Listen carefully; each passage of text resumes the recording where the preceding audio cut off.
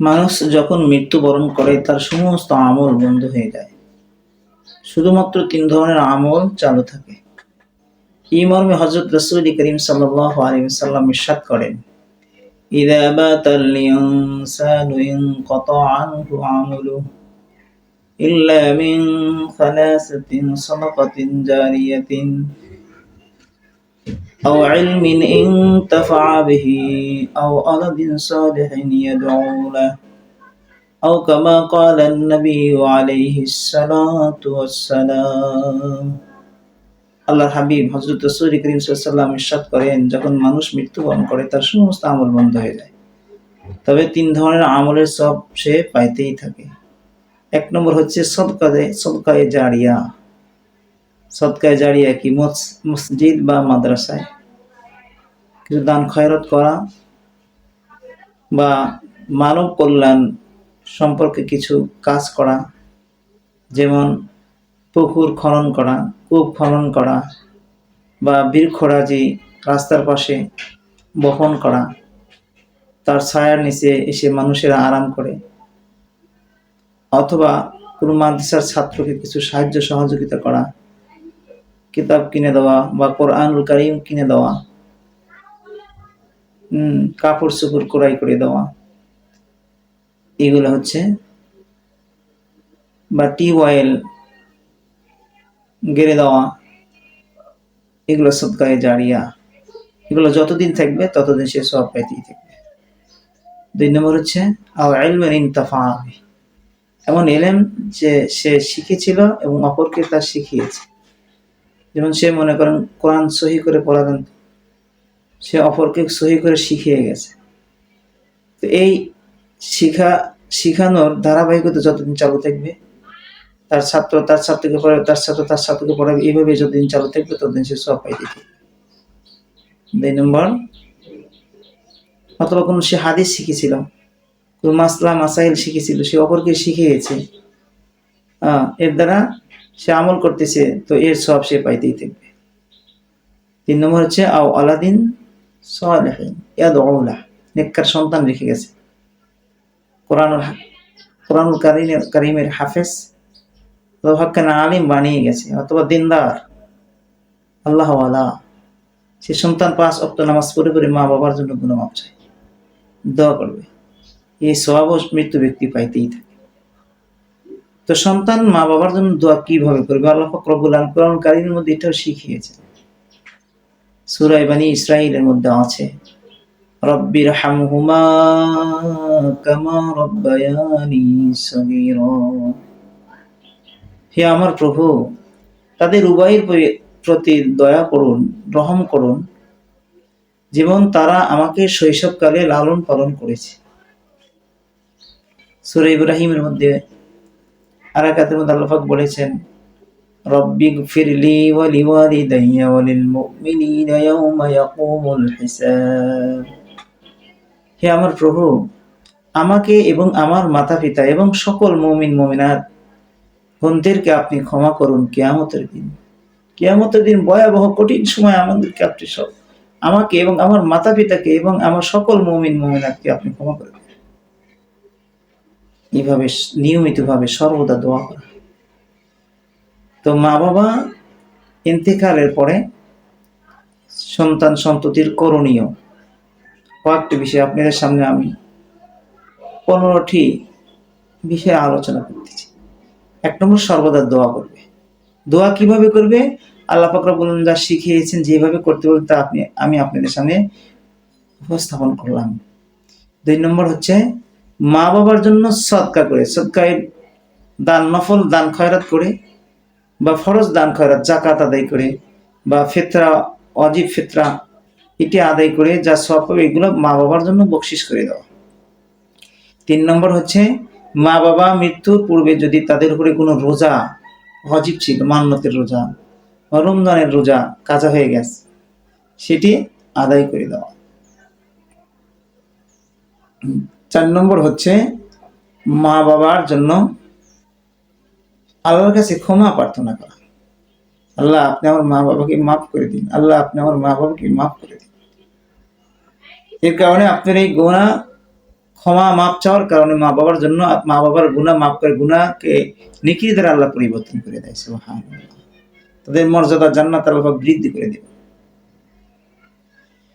4 নম্বর গেল। 5 নম্বর হচ্ছে মা বাবা যদি কোনো ভালো কাজ করে গেছেন সেটাকে চালু রাখা।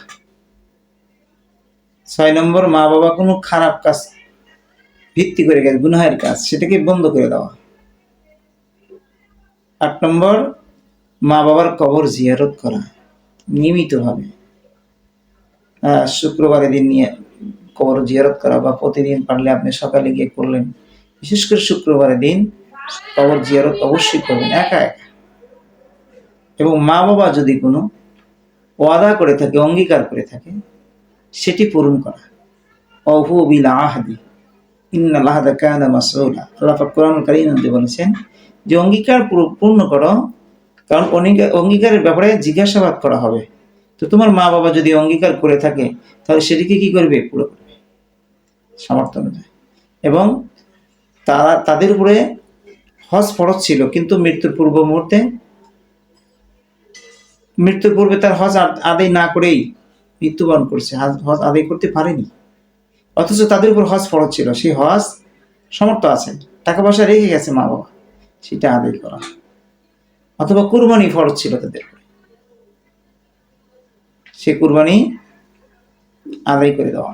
নকল কুরবানি হোক, তাদের জন্য আপনার উপরে কুরবানি ওয়াজিব হয়েছে, তো আপনারটা তো আদায় করবেন, তাদের জন্য পৃথক একটা কুরবানি ভাগ অংশ তাদের নামে দিবেন, নকল হোক অথবা কি ওয়াজিব নিয়ত হোক, অথবা আপনারটা আদায় করার পর সেই সওয়াব তাদের উপরে পৌঁছায় দিতে পারবে।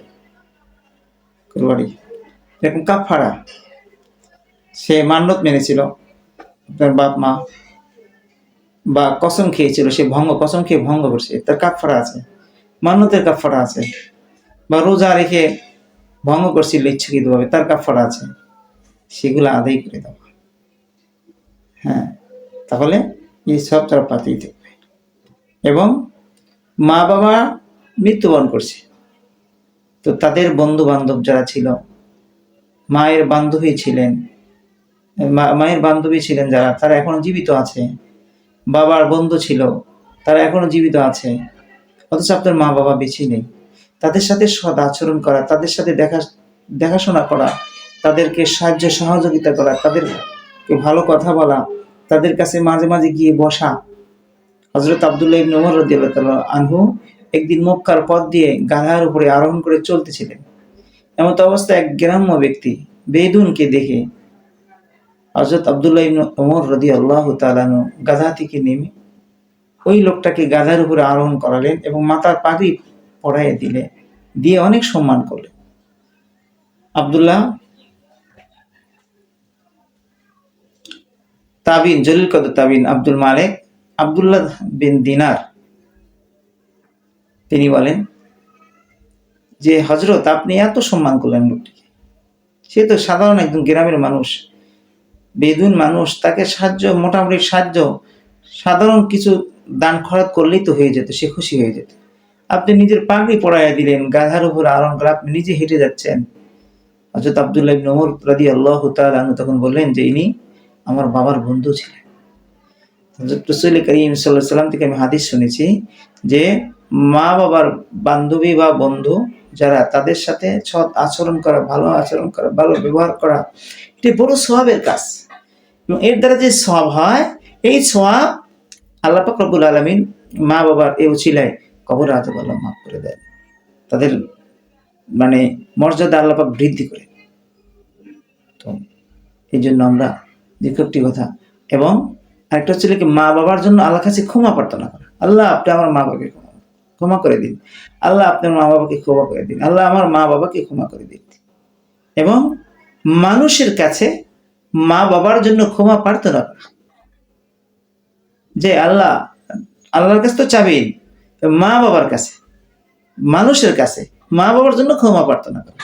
আল্লাহ, আমার মা বাবা, আল্লাহর কাছে ক্ষমা প্রার্থনা করবেনি, মানুষের কাছে গিয়ে বলবেন যে আমার মা বাবা আপনাদের সাথে ওঠাবসা করছে, যদি কোনো বেয়াদবি করে থাকে, কোনো ভুল ভ্রান্তি করে থাকে, ভুলকুটি করে থাকে, আপনাদের তার আচার আচরণে যদি আপনারা ব্যথা পেয়ে থাকেন, কষ্ট পেয়ে থাকেন, মাফ করে দিন। অথবা তারা যদি ঋণ করে দেয় সে ঋণ পরিশোধ করা। তো অনেকগুলো কথা বলা হলো। 1 নম্বর হলো তাদের জন্য দোয়া করা, 2 নম্বর হচ্ছে তাদের জন্য দান খয়রাত করে সব রেসানি করে, সব বকশিস করে দেওয়া, তাদের রোজা কাজা থাকলে রোজা আদায় করে দেওয়া, তাদের হজ কাজা থাকলে হজ আদায় করে দেওয়া, তাদের কুরবানি কাজা থাকলে কুরবানি আদায় করে সব পৌঁছানো, অথবা এমনিতেই নফল কুরবানি করে তাদের নামে সব পৌঁছানো, তাদের কবর জিয়ারত করা, এবং তাদের কাফারা থাকলে কসম বা করেছে বা মান্নত করেছে বা রোজার কাজা করেছে, এইগুলা কি কাজ পরিশোধ করা, মানে কাফারা দিয়ে কি করে সব পৌঁছানো। তারা কোনো ভালো কাজ করে থাকলে সেই ভালো কাজ চালু রাখা, তারা কোনো গুনার কাজ যদি স্থাপন করে যায় সেটিকে বন্ধ করে দেওয়া, তাদের জন্য ঋণ থাকলে ঋণ পরিশোধ করে দেওয়া, আর তাদের জন্য আল্লাহর কাছে ক্ষমা প্রার্থনা করা, এবং তাদের জন্য মানুষের কাছেও ক্ষমা প্রার্থনা করা। এইগুলো কাজগুলো অবশ্যই আমরা করবো, এবং তাদের বন্ধু বান্ধব যারা তাদের সাথে ভালো আচরণ করা। আল্লাহ পাক বলেন এগুলোর মাধ্যমে, এগুলো মা বাবার হক, এর দ্বারা কি হবে, আদায় হবে, তখন তারা কবর থেকে সওয়াব পাবে। আল্লাহ পাক রব্বুল আলামিন কয়েকটি বিষয়ে মা বাবার পরে যেন আমরা আমল করতে পারি। আল্লাহ আমাদের সবাইকে তৌফিক দান করুন।